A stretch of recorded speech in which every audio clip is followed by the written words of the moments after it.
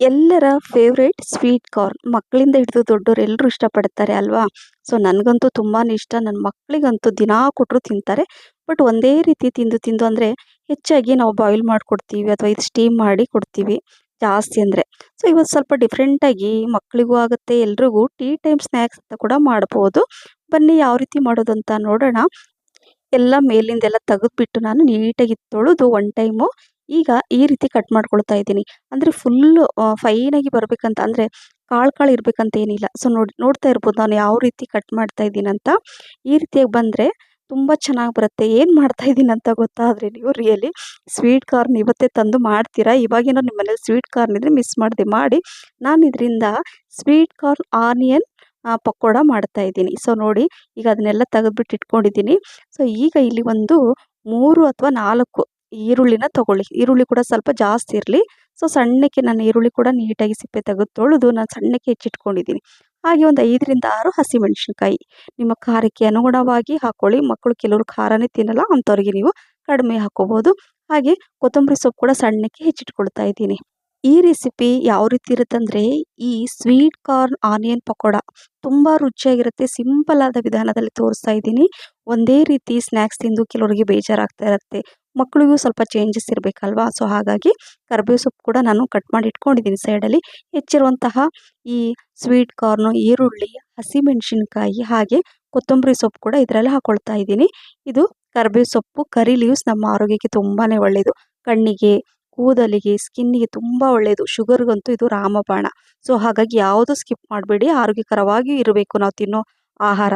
ಇಲ್ಲಿ ನಾನು ಒಂದು 4ರಿಂದ 5 ಟೇಬಲ್ ಸ್ಪೂನಷ್ಟು ಕಡಲೆ ಹಿಟ್ಟು, ಹಾಗೆ ಇಲ್ಲಿ 2 ಟೇಬಲ್ ಸ್ಪೂನಷ್ಟು ರೈಸ್ ಫ್ಲೋರ್ ಅಕ್ಕಿ ಹಿಟ್ಟನ್ನು ಹಾಕ್ಕೋಬೇಕಾಗತ್ತೆ.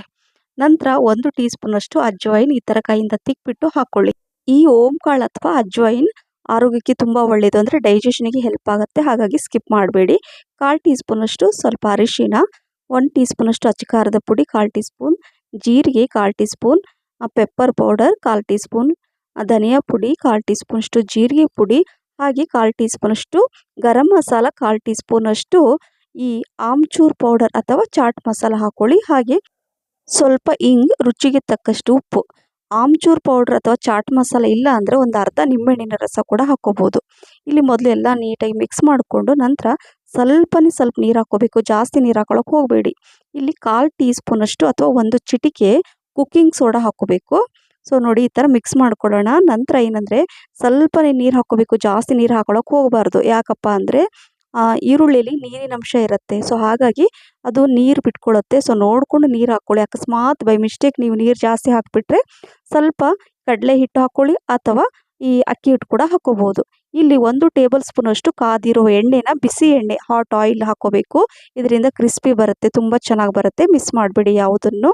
ಈಗ ಅಲ್ಲಿ ನಾನು ಸೈಡಲ್ಲಿ ಎಣ್ಣೆ ಬಿಸಿ ಮಾಡಲಿಕ್ಕೆ ಕೂಡ ಇಟ್ಟಿದ್ದೀನಿ.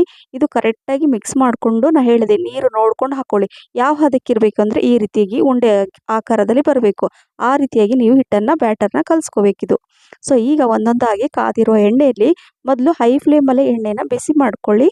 ನಂತರ ಸ್ವಲ್ಪ ಮೀಡಿಯಮ್ ಫ್ಲೇಮಲ್ಲಿ ಇಟ್ಕೊಂಡು ಆ ಎಣ್ಣೆ ಎಷ್ಟು ಹಾಕಿರ್ತೀರ ಅದನ್ನು ನೋಡಿಕೊಂಡು ನೀವು ಈ ರೀತಿಯಾಗಿ ಹಾಕ್ಕೊಂಡು ನೀಟಾಗಿ ಫ್ರೈ ಮಾಡ್ಕೊಳ್ಳಿ.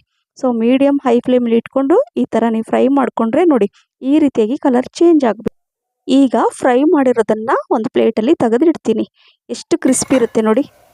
ಸೊ ಹಾಗಾಗಿ ಇದು ಹೊರಗಡೆಯಿಂದ ಕ್ರಿಸ್ಪಿ, ಒಳಗಿಂದ ಸ್ವಲ್ಪ ಸಾಫ್ಟ್, ತುಂಬ ಚೆನ್ನಾಗಿರುತ್ತೆ.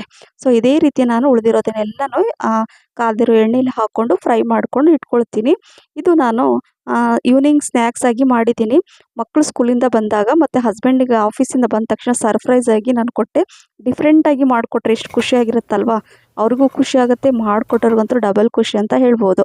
ಸೊ ನೋಡಿ, ಎಲ್ಲ ನಾನು ಇದೇ ರೀತಿ ಮಾಡಿ ಇಟ್ಕೊಂಡಿದ್ದೀನಿ ನೋಡಿ. ಎಷ್ಟು ಕ್ರಿಸ್ಪಿ ಇದೆ ಅಲ್ವಾ? ಸೊ ತುಂಬ ರುಚಿಯಾಗಿರುತ್ತೆ ಫ್ರೆಂಡ್ಸ್. ಸೊ ಎಲ್ಲರ ಫೇವ್ರೇಟ್ ರೆಸಿಪಿ ಅಂತ ಹೇಳ್ಬೋದು. ಇದಕ್ಕೆ ಯಾವುದೇ ಚಟ್ನಿ ಕೂಡ ಬೇಕಾಗಿಲ್ಲ, ಯಾಕಂದರೆ ನಾವೆಲ್ಲ ಹಾಕಿರ್ತೀವಿ. ಸೊ ಹಾಗಾಗಿ ವಿತೌಟ್ ಚಟ್ನಿನೇ ಇದನ್ನು ನೀವು ತಿನ್ಬೋದು, ಅಷ್ಟೊಂದು ರುಚಿಯಾಗಿರುತ್ತೆ. ಸೊ ಹಾಗಾಗಿ ಮಿಸ್ ಮಾಡದೆ ಮಾಡ್ತೀರಲ್ವ? ಈ ರೆಸಿಪಿ ನಿಮಗೆ ಇಷ್ಟ ಆಗಿದ್ದರೆ ಲೈಕ್, ಶೇರ್, ಕಾಮೆಂಟ್ಸ್ ಮತ್ತು ಸಬ್ಸ್ಕ್ರೈಬ್ ಮಾಡಿ. ನಿಮ್ಮ ಫ್ರೆಂಡ್ಸ್ ಮತ್ತು ಫ್ಯಾಮಿಲಿ ಕೂಡ ಶೇರ್ ಮಾಡಿ. ಹಾಗೆ ನನ್ನ ಫೇಸ್ಬುಕ್ ಪೇಜ್ ಫಾಲೋ ಮಾಡಿ. Thank you for watching.